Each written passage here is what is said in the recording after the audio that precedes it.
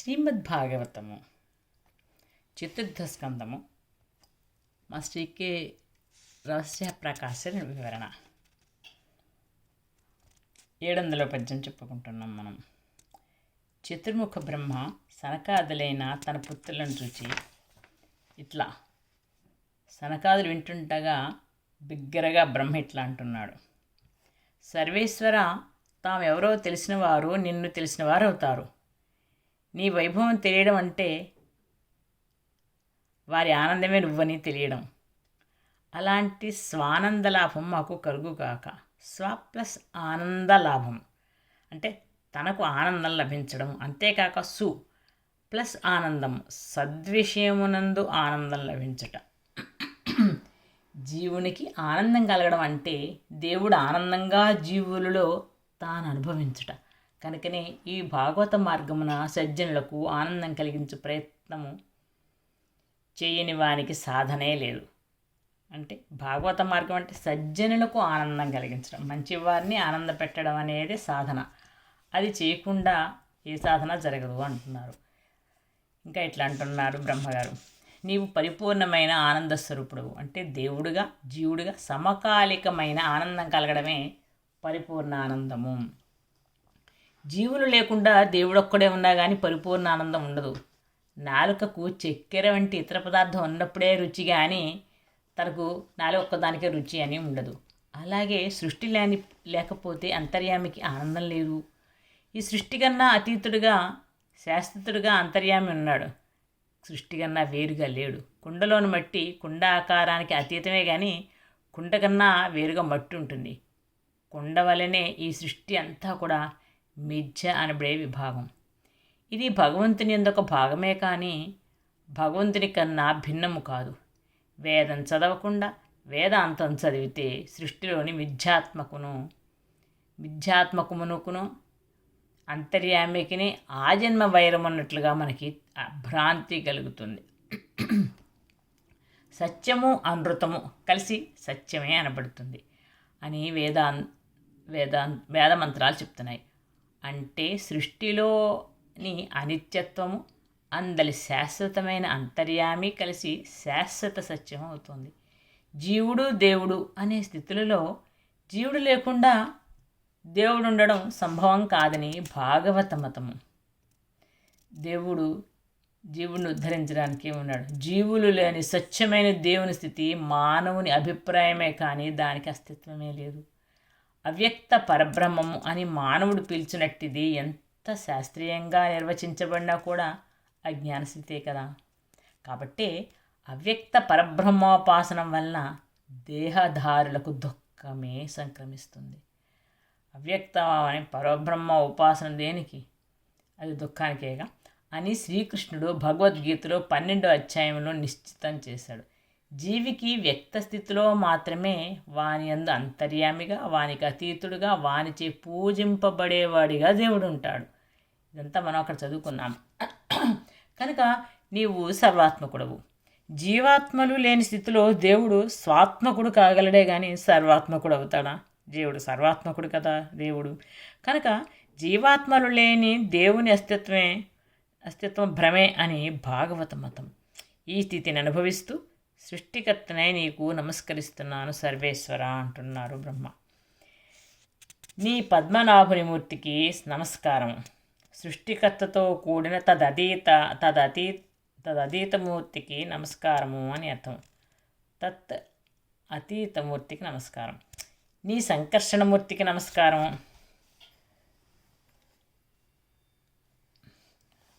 ఇంద్రియాలు మొదలగు వ్యూహాలే సంకర్షణాది మూర్తులు. వానిని విలువరించి తన యందు కేంద్రమును ఏర్పరిచి మళ్ళా తనలోనికి లీనం చేసుకునే మూర్తికి నమస్కారం. ఇవన్నీ నారాయణుడికి సృష్టికర్త కదా. పద్మనాభునికి నమస్కారము, సంకర్షణమూర్తికి నమస్కారము. ఇన్ని విధాలుగా ఉండి కూడా శాంతస్వరూపుడుగా ఉన్న నీకు నమస్కారం. అన్నిటి నడుమ వర్తిస్తూనే శాంతుడుగా ఉండుట జీవుడు చేయాల్సిన అభ్యాసము అని అర్థం. అన్ని పనులు చేస్తూ అందులో మనసును శాంతిగా ఉంచుకోవడం, అవన్నీ మనం కలుపుకుంటే మన వల్ల కాదు. లోకాల్ని మేల్కొల్పే నీకు నమస్కారము. మనము నిద్ర లేస్తున్నప్పుడు అవయవాలు దేహభాగాలు మేల్కొని మన యందు వర్తిస్తాయి. మనం నిద్రపోతుంటే అవి కూడా నిద్రపోతుంటాయి.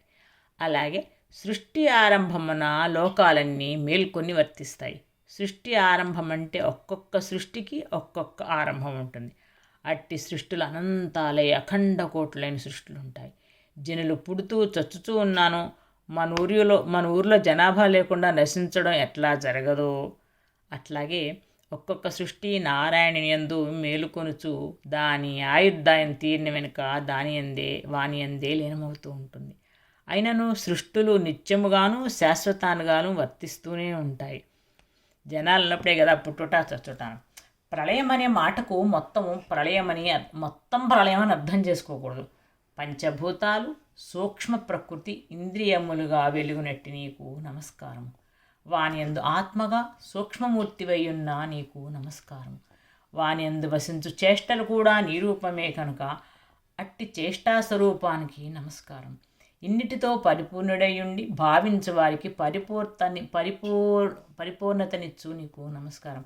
ఈ మొత్తము భావన చేయు వారికి పుణ్యఫలముగా మనస్సు లేని స్థితిని ప్రసాదించినట్టు నీకు నమస్కారం. మనస్సు లేకుండా అంటే తన అభిప్రాయాలు లేకుండా అని అర్థం.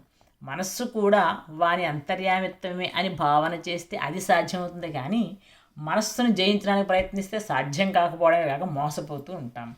ఇన్నిటికీ సార్థకతను కర్మాచరణమునందుంచిన నీ కర్మ విస్తారకమూర్తికి నమస్కారం. అన్నీ తెలిసినా కూడా సత్కర్మాచరణ లేకపోతే ఏమీ తెలియనట్టే కదా. కర్మ కొరకై ఏర్పరిచిన ఈ దేహములు అనబడే క్షేత్రాలను పరిపాలించేవానికి నమస్కారం. క్షేత్రముల నిర్వహణకై 3 లోకాలను కల్పించి పరిపాలించేవానికి నమస్కారం. అవ్యక్తమైన కాలమును వ్యక్తమైన జీవితం అనబడే తాళ లయాత్మక జ్ఞానంగా ఏర్పరిచిన గంధర్వుడగు నీ సోముని రూపానికి నమస్కారం. ఇక్కడ అవ్యక్తమైన కాలమున గుండె కొట్టుకోవడం, శ్వాస మొదలైనవి తాళ లయాత్మకాలు. ఈ అవ్యక్తమైన కాలంలో మనకి మనం కదలకుండా ఉన్నా కానీ గుండె కొట్టుకోవడం వినబడుతుంది, శ్వాస తీసుకోవడం తెలుస్తూ ఉంటుంది, లయబద్ధంగా తీసుకున్న తాళ లయాత్మకాలు తెలుస్తూనే ఉంటాయి. అవి సామము అనబడే వేదం నుంచి పుడతాయి. మానవుడు సంగీత విద్యను గుర్తించున్నది కూడా నీ సామరహస్యాల వలనే. ఈ లోకాలకు గంధర్వలోకం అని పేరు. దానికి అధిపతి సోముడు. జీవులలో తేజస్సుగా బలముగా స్వయం ప్రకాశము చెందువానికి నమస్కారం. అంతు తెలియని వాడును సత్కర్మలచే సాధింపబడివాడును అగుని పురాణ పురుషమూర్తికి నమస్కారం.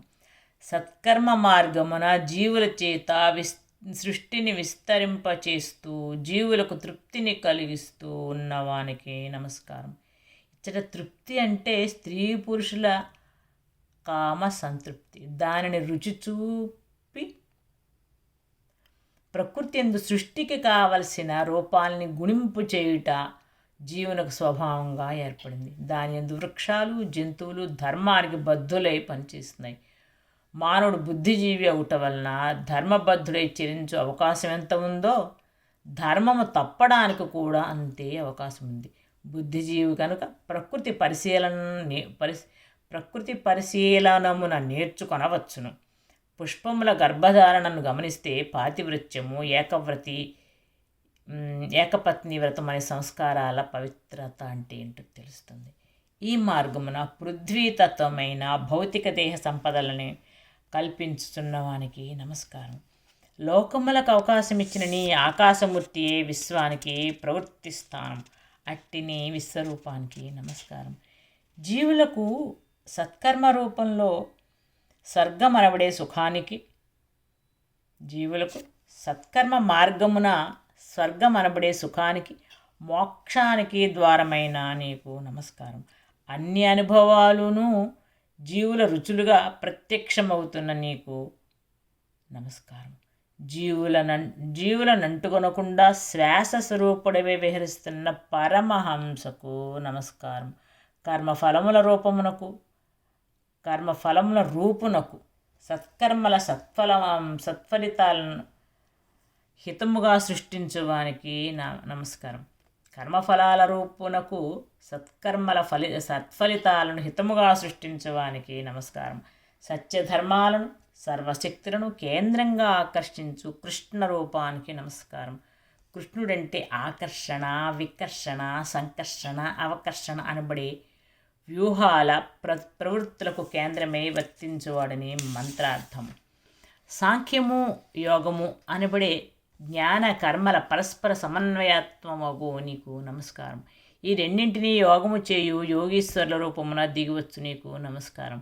సాంఖ్యము అంటే జ్ఞానము, యోగం అంటే దానిని కర్మతో యోగించుట. ఈ రెండింటినీ యోగింపని వానికి యోగం లేదు. సాంఖ్యము, యోగము అనువాన్ని వేరువేరుగా చెప్పువారు పిల్లకాయలు, తెలిసిన వారు అలా చెప్పరు అని కృష్ణుడు భగవద్గీతలో హెచ్చరించరు. దీన్ని గ్రహింపక ప్రాచీన భారతీయ తత్వ వాంగ్మయము అంతటిని జ్ఞానకాండము, కర్మకాండము అని విభజించేవారు పండితులైనను అజ్ఞాన పీడితులు. వేదము కర్మకాండమని, ఉపనిషత్తులు జ్ఞానకాండమని ఏమేమో చెప్తూ ఉంటారు. ఈ బోధలను పాశ్చాత్య పండితులకు కూడా మనవారు కల్పించుటచే వారిలో ఒక విధ్వంసాత్మకమైన వాదం చెలరేగింది.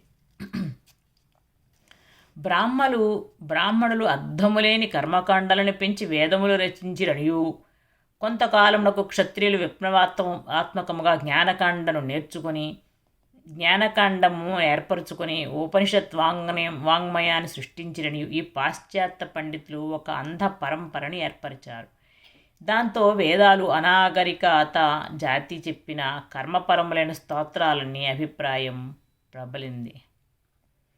ఈ అంధ మార్గానికి మూలపురుషుడు మ్యాక్స్ ముల్లర్, అతని అనుయూయులు మెక్డొనాల్, కీత్, గ్రిఫిత్, వింటర్జ్ మొదలగువారు. ఈ అజ్ఞానం నుండి మొదట మరల ప్రపంచాన్ని వేద రహస్యముల ఎడల కన్ను తెరిపించిన వారు బ్లావెట్స్కీ, అనిబిసెంట్, సర్ జాన్ వుడ్రఫ్ మొదలగు పాశ్చాత్యులు. భారతీయులలో అరవింద్ర యోగీంద్రుడు లోకమునకు మరల సరి అయిన దర్శనమునిచ్చెను. అంతేకాక భారతము మున్నగు ఇతిహాస పురాణాల కథలు కూడా వేద సమన్వయమునే ప్రతిపాదిస్తున్నవని ఉపదేశించుటకై జన్మాంతము సాధించి సావిత్రి అనే పవిత్ర గ్రంథాన్ని అందించెను. అది ఆంగ్లమున దర్శింపబడిన ఋగ్వేద భాగమని నిస్సంశయంగా చెప్పవచ్చును. బంగారు రంగు కిరణాలచే సృష్టి కారణమైన వీర్యాన్ని సూర్యరశ్మిగా వెదరజల్లు నీకు నమస్కారం. రుద్రమూర్తి అయిన అశేష జీవసాధనకునకు నమస్కారం. దుష్టులను నశింపచేయు శౌర్యస్వరూపునకు నమస్కారం. శూన్యమని భ్రమపడు తత్వాన్ని సృష్టిగా వర్తింపచేయువానికి నమస్కారం. ఎవని కర్మస్వరూపమే వానికి మృత్యువుగా ఏర్పరచు విరాట్ పురుషమూర్తికి నమస్కారం. వారు చేసిన కర్మలే వారికి మృత్యు రూపంలో వస్తాయని చెప్తున్నారు. మా స్తోత్రవాక్కులుగా మా యందు వైభవాన్ని చూపువానికి నమస్కారము. కర్మఫలముల నుండి వైరాగ్యాన్ని నేర్పి పుణ్యమనే వెలుగుగా గోచరించు ఆత్మస్వరూపునకు నమస్కారం. అన్నిటియందు అంతర్యామ్యగుట వలన దేనిచేతను అడ్డగింపబడని వానికి నమస్కారం. అన్ని జీవుల సమాహార స్వరూపానికి, జీవులను నియమించు స్వభావమైన మూర్తికి నమస్కారం. లోపల వెలుపల అనబడు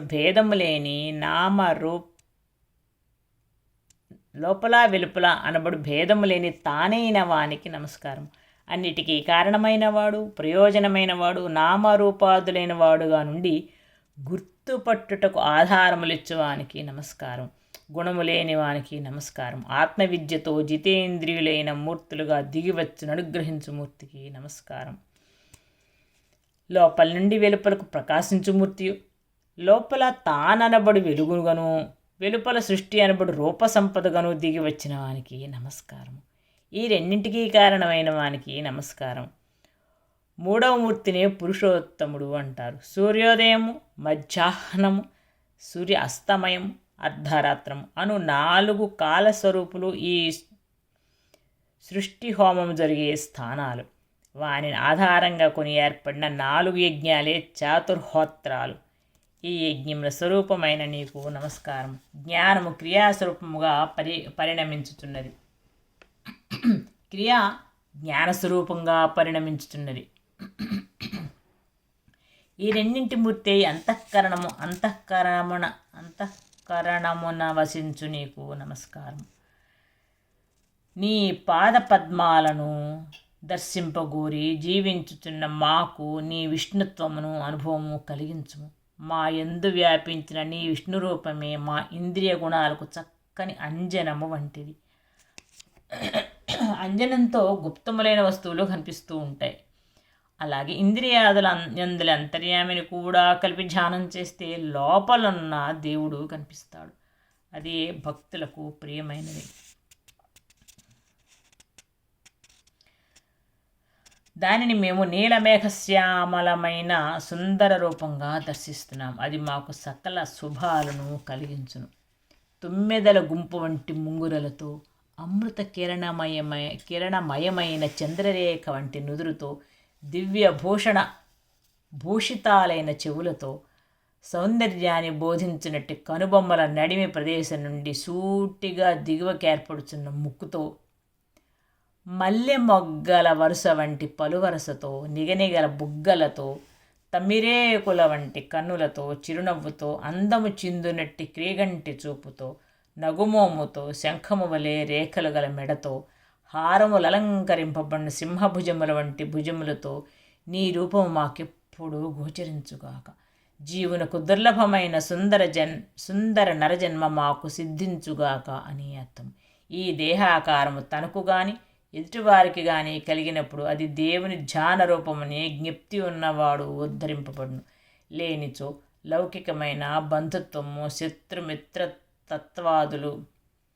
శత్రుమిత్రత్వాదులు పెట్టుకుని ఆ రూపమును చూచి వ్యామోహ కామ క్రోధాలతో చెడిపోతాడు. ఇందులో భగవంతుడున్నాడని మనము గుర్తుపెట్టుకోవాలి. ఇచ్చట మానవుని భౌతిక దేహ రూపము కూడా దేవుని అర్చించుటకు ఆధారమైన మూర్తిగా స్వీకరింపబడి మార్గంలో మనకి సూచించబడింది. అంతేకాని దేవుడు నరరూపముగానే ఉండునని మాత్రము కాదు. ఇచ్చట భ్రూమధ్యము, నాసామూలము జ్ఞాన ప్రబోధకముగా వర్ణించబడినది. సాధకుడు తన భ్రూమధ్యమున దృష్టి నిలిపి అదే దేవుని భ్రూమధ్యంగా ధ్యానించి ఆజ్ఞలు స్వీకరింపవలనని ప్రయోగ రహస్యము. శంఖము, చక్రము, గద, పద్మము అనే దివ్య చిహ్నాలతో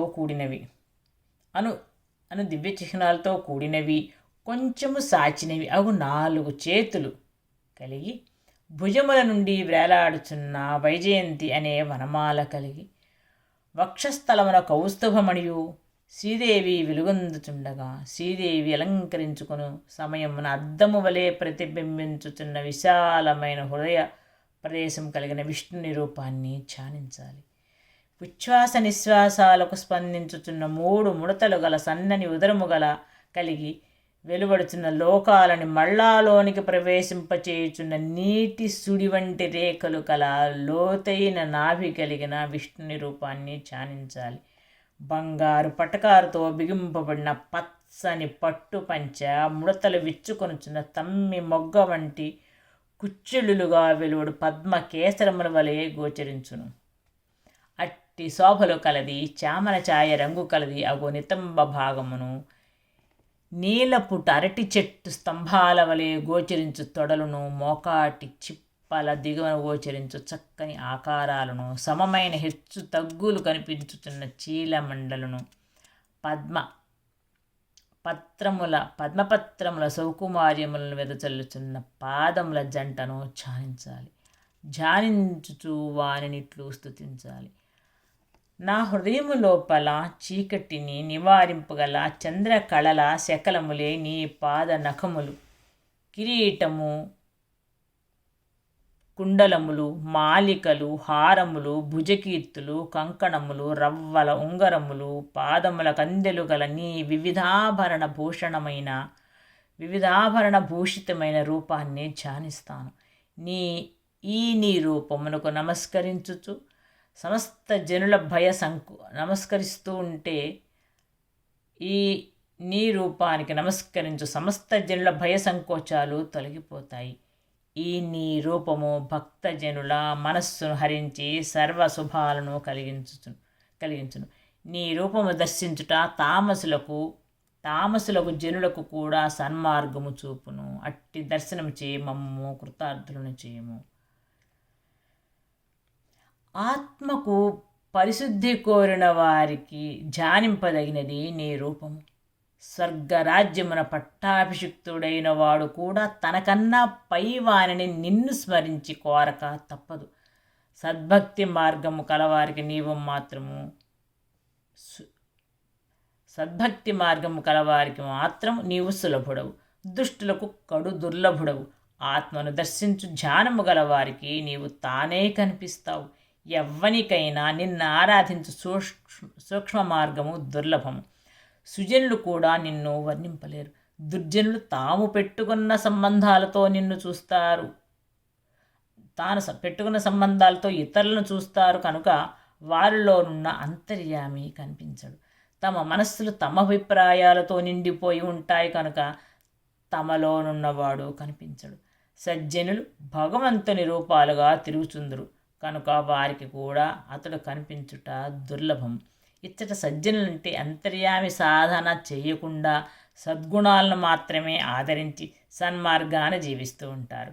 వారు అంతర్యామి సాధన చేయరు. నిన్ను పూజించడం తెలిసినవాడు నిన్ను పూజించడం మానగలడా?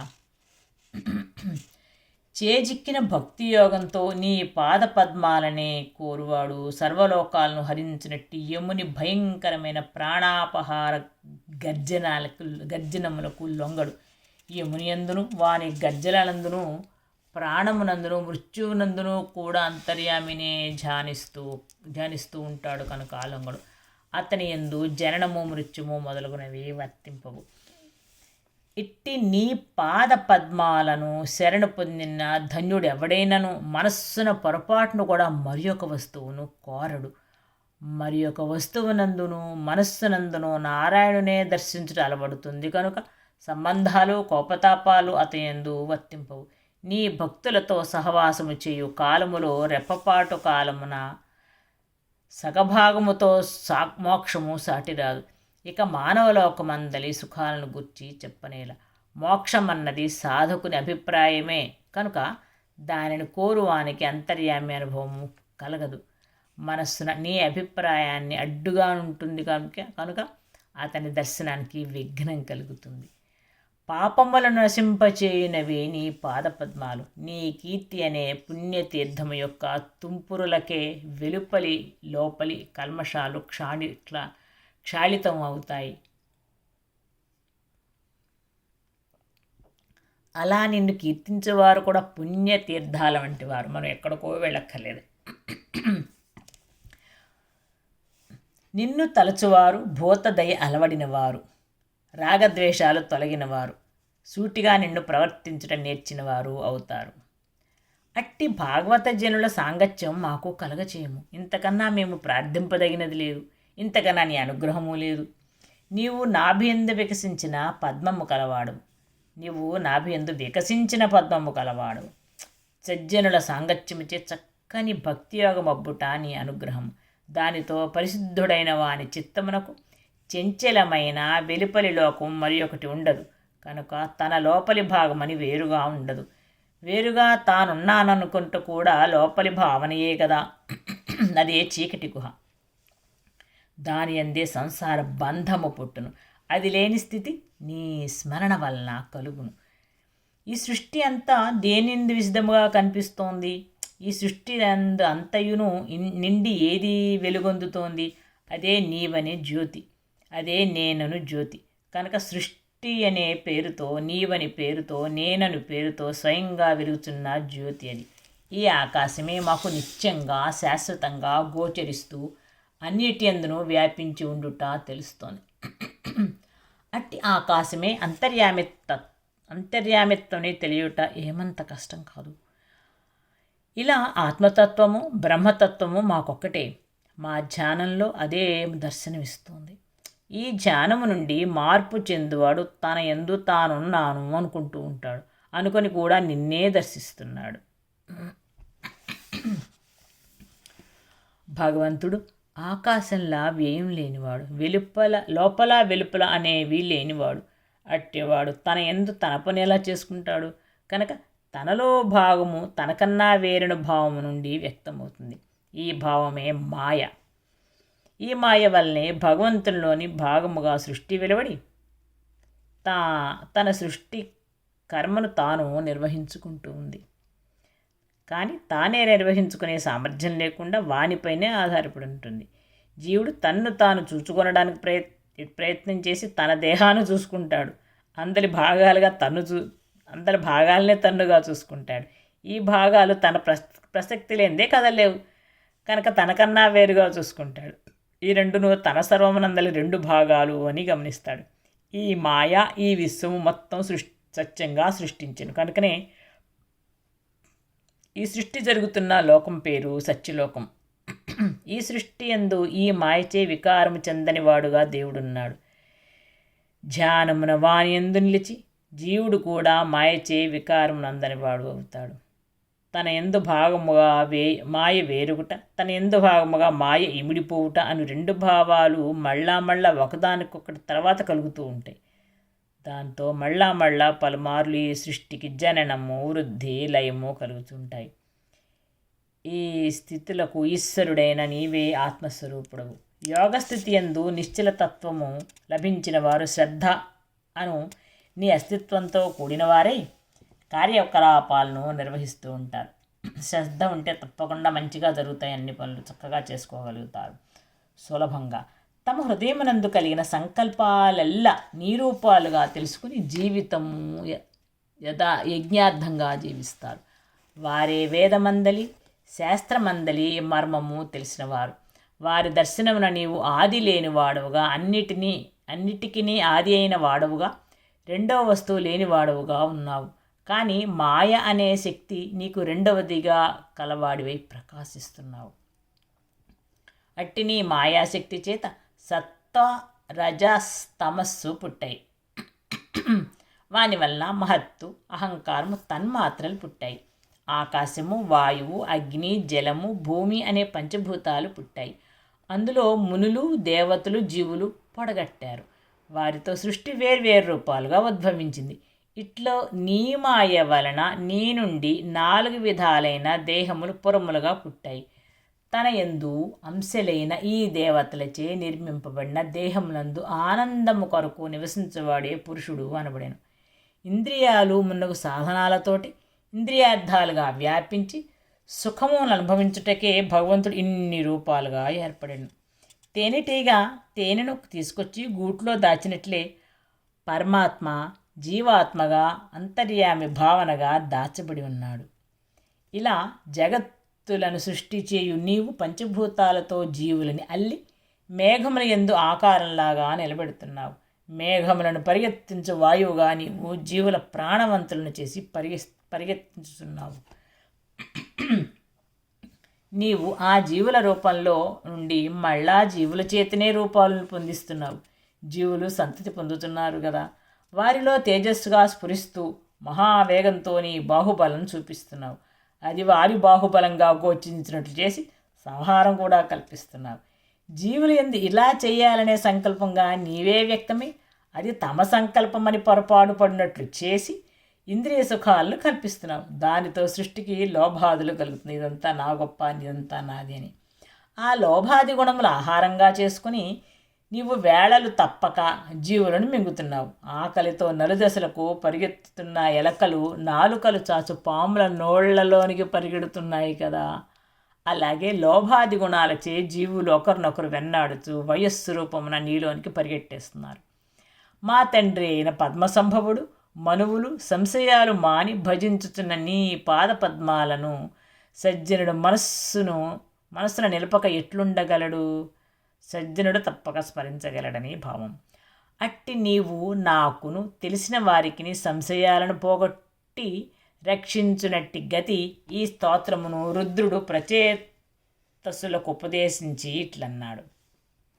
ఇప్పటి వరకు మనం చెప్పుకున్నది ప్రచేతసులకు రుద్రుడు ఉపదేశించిన స్తోత్రం. బిడ్డలారా, ఈ స్తోత్రము యోగాదేశము అనబడుతుంది. దీనిని అనేక పర్యాయాలు భక్తితో ధ్యానించి మనస్సున ధరింపగలరు. ఆదరమైన చిత్తముతో విశ్వాసం కలిగి ప్రవర్తించండి. ఇది ఫలించాలంటే స్వధర్మము ఆచరిస్తూ ఉండాలి. అదే భగవంతుని పని అని ఆసక్తితో జపిస్తూ సర్వజీవుల క్షేమం కొరకు ప్రయత్నం చేయాలి. జీవులను దేవుని రూపాలుగా ధ్యానం చేయాలి. మీ యందు సద్భక్తి పుట్టించువాడు నీ రూపంగా తెలియాలి. పూర్వం చతుర్ముఖ బ్రహ్మ సృష్టిని ప్రారంభింపకోరిన తొలికాలమున తన పుత్రులమైన మాకు ఈ రహస్యాన్ని ఉపదేశించెను. తన వలె సృష్టింపనభిలషించు భృగు మొదలగు మహర్షులకు కూడా తెలుపును. మేమందరము బ్రహ్మచేత ఈ ప్రజాసర్గమున ప్రేరేపించబడిన వారమే ఈ స్తోత్ర మహిమచే చీకటి లేక మెలగి వివిధ జీవులను సృష్టిస్తున్నాము. ఈ స్తోత్రముడు ఎవడు నిశ్చలముగా ధ్యానింప తలచునో వాడు భగవంతుని ఈ జీవుల రూపమున వసించువాడుగా జపించాలి. వెంటనే శ్రేయస్సు పొందుతాడు. ఆపదల సముద్రమైన సంసారమున తెప్పవలే ఈ స్తోత్రము సహాయపడుతూ ఉండగా సులభముగా తరించును. ఇతర మార్గాల్లో దుర్లభుడైన శ్రీహరి ఈ స్తోత్రమున సంతుష్టుడగును. జీవులకు దీనివల్ల అభీష్టములు నెరవేరును. ప్రభాతమున లేచి అంజలి ఘటించి శ్రద్ధతో ఈ స్తోత్రం ఇతరులకు విన్నను కర్మబంధ విమోచనము కలుగును. రాజకుమారులారా, అందరికీ చెప్తున్నాను, పురుషులందరిలో ఈశ్వరుడుగానున్న పరమ పురుషుని స్తోత్రమును మీకు ఆదరముతో ఉపదేశించుదును. మీరు సద్భక్తితో ఏకాగ్రచిత్తులై భజించుడు. ఈ స్తోత్రమును మీ ప్రవర్తనగా మలచుకొనండి. అప్పుడు మీరు సుశ్లోకులై మీరు చేసిన జపమెల్ల తపస్సు అవుతుంది. పవిత్రములైన మీ కోరికలు సిద్ధించును. కావలసిన పూనిక ఏర్పడును. ఈ స్తోత్రమును తమ ప్రవర్తనగా మలుచుకోవడం అంటే ఇంద్రియములకు గోచరించినట్టు సమస్తమును నారాయణుడుగా భావించి జీవించడం. ఈ ప్రచేతసులు ఈ లోకమున జీవుల ఇంద్రియాలకు అధిపతులు కాబోతున్నారు కనుక వారికి ఇది ఉపదేశించబడింది. దీనివల్ల ఇంద్రియాలు బంధానికి కారణం కాకుండా మోక్షద్వారాలై పూజ్యస్థానం అలంకరించారు. ఇంద్రియముల ద్వారం ఇతర వస్తువులుగా అనుభవింపడు దేవుని రూపములతోనే జీవితం సాగాల్సి ఉంది కనుక జీవితం సన్మార్గం పట్టించడానికే ప్రకృతి, పంచభూతాలు, త్రిగుణాలు, ఇంద్రియాలు ఏర్పడి దివ్యమూర్తులై మనకి ఊర్ధ్వగతికి తోడ్పడుతున్నాయని ఈ ఉపాఖ్యానం మనం చెప్తుంది. ఇట్లు ఉపదేశం అందించి సదాశివుడు వార్లచే పూజింపబడి అంతర్ధానుడయ్యను. ఓం నమో భగవతే వాసుదేవ వాసుదేవ వాసుదేవ. ఓం తత్సత్.